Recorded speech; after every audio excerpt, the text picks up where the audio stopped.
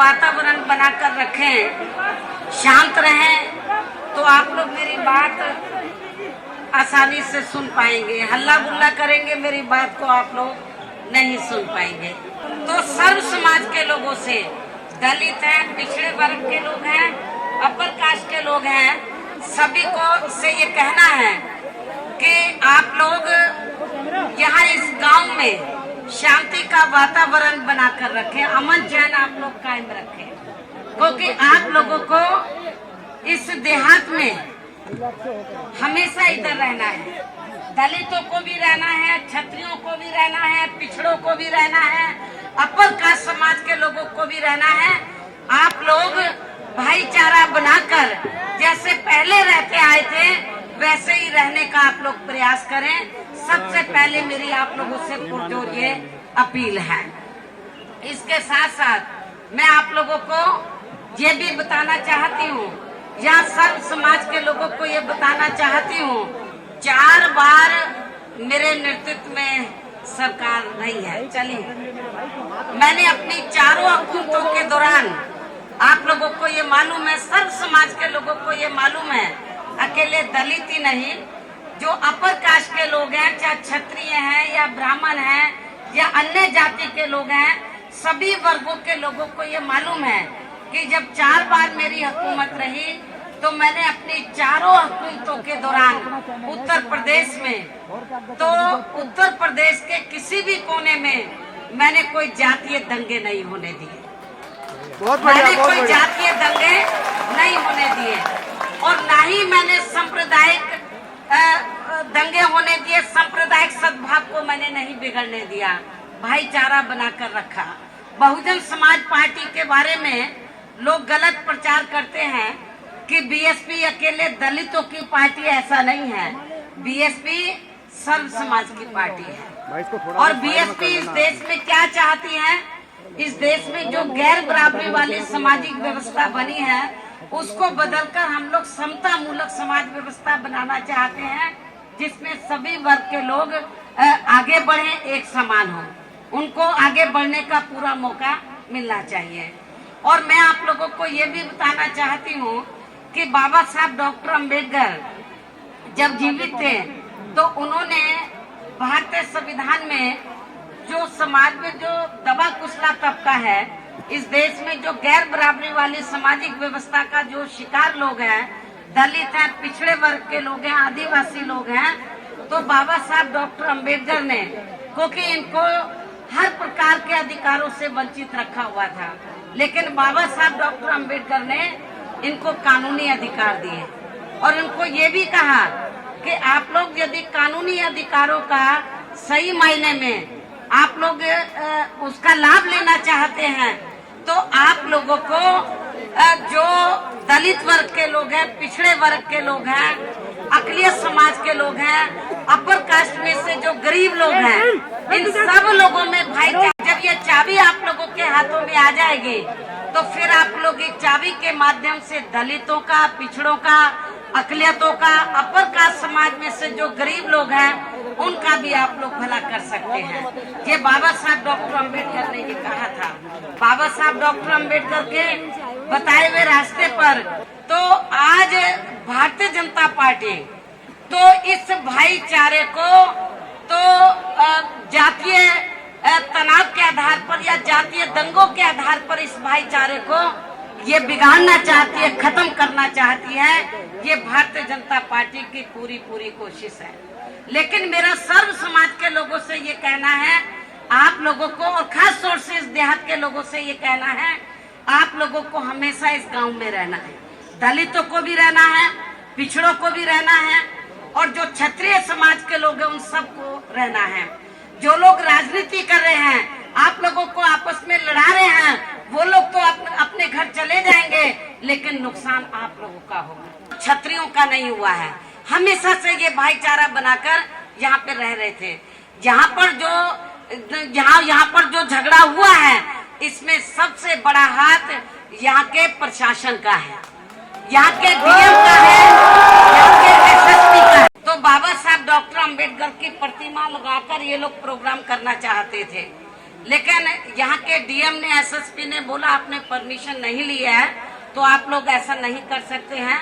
मैं दलित वर्ग के लोगों का धन्यवाद अदा करती हूँ कि इन्होंने डीएम और एसएसपी की बात मानी और उन्होंने प्रतिमा नहीं लगाई और बिना प्रतिमा के ही बाबा साहब डॉक्टर अंबेडकर की जयंती का प्रोग्राम इन्होंने किया।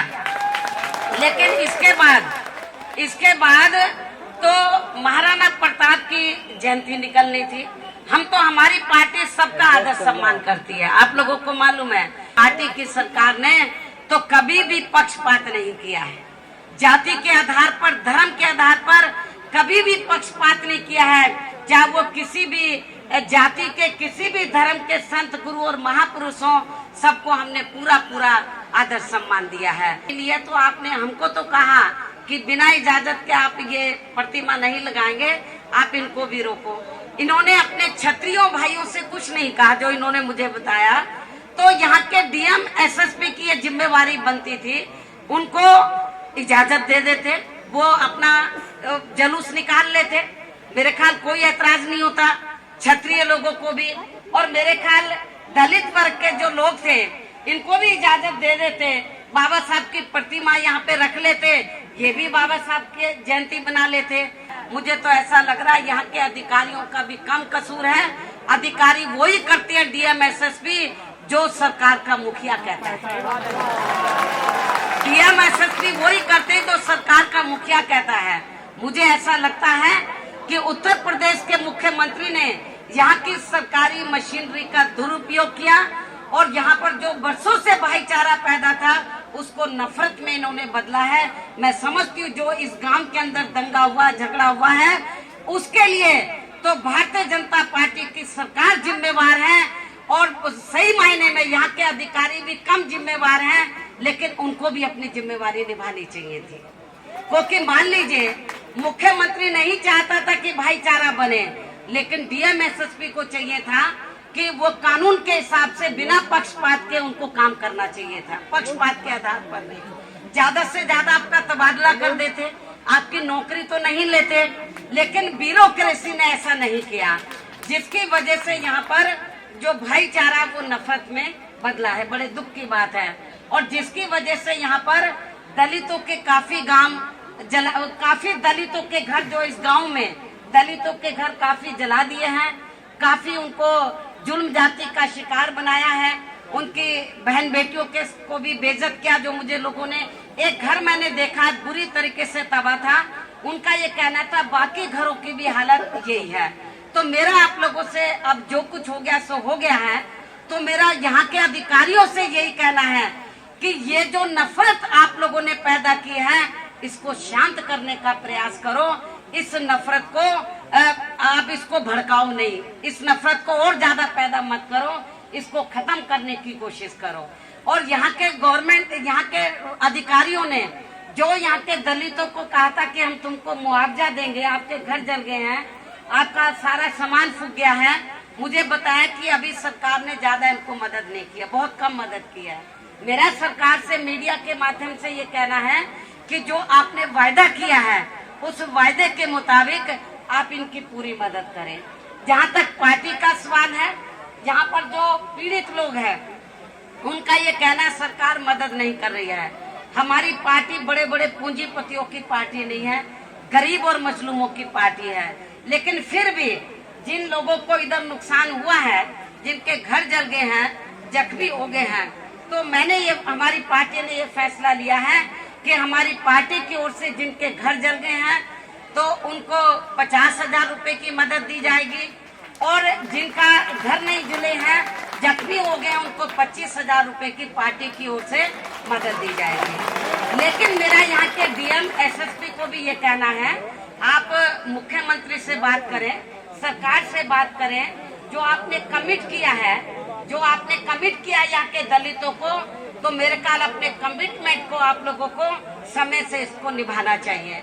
और यहाँ के डीएम एसएसपी को ये कहना है, आप अपनी नौकरी, आप जिस मकसद से नौकरी कर रहे हैं, मुझे क्या लगता है आपको मुख्यमंत्री को ये बताना चाहिए कि ये ठीक नहीं है कि आप लोग जो डीएम एसएसपी क्योंकि आप लोगों को बहुत परेशानी हुई होगी जब मैं बाई रोड आई हूँ। हमारे पार्टी के लोगों ने कल आप लोगों से कहा था तो आपको हेलीकॉप्टर यहाँ लैंड करने की परमिशन दे दो, लेकिन आप लोगों ने नहीं दिया कि मुख्यमंत्री से पूछना पड़ेगा, डीजीपी से पूछना पड़ेगा।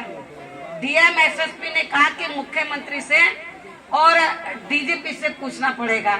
ये अच्छी बात नहीं है। आपको मुख्यमंत्री को, डीजीपी को सही बात बतानी चाहिए थी। और यदि आप मुझे इधर भाई हेलीकॉप्टर आने की इजाजत दे देते तो दिल्ली से मैं आई हूँ तो यूपी का बॉर्डर लग गया था। आप लोगों को कितनी कसरत करनी पड़ी होगी सड़क सड़क पर, कितनी फोर्स लगानी पड़ी होगी। मुझे तो 6-7 घंटे लग गए क्योंकि जगह जगह बहुत भीड़ थी। मुझे तो राजनीतिक फायदा हो गया, जगह जगह लोग मुझे मिल गए। आप लोगों ने तो सोचा था कि बहन जी का नुकसान हो जाएगा, मेरा नुकसान नहीं हुआ है। लेकिन मेरा दलित वर्ग के लोगों से ये कहना है, आप लोग थोड़ा सा आप लोग संयम बरतो। दलित इस गांव के लोगों से भी और पूरे जिले के लोगों से भी ये कहना है। आप लोगों को मैं ये बताना चाहती हूँ, जब मेरी सरकार थी तब भी मैं आप लोगों को यही कहती थी। आज तो हमारी सरकार नहीं है।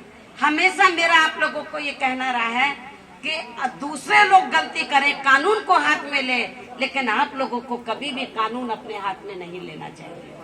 हमेशा मैं अपने लोगों को यही सलाह देती रही हूँ। और इस गांव में तो ऐसा नहीं हुआ है क्योंकि इधर तो जबरदस्ती इन लोगों को जुर्म जाति का शिकार बनाया गया है।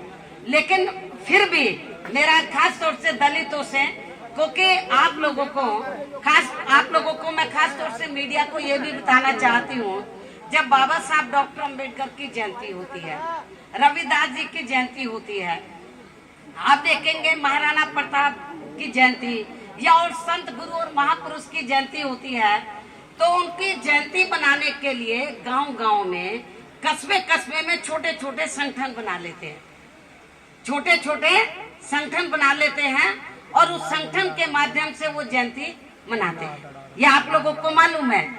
बीएसपी से तो वो थोड़ा घबराते भी हैं।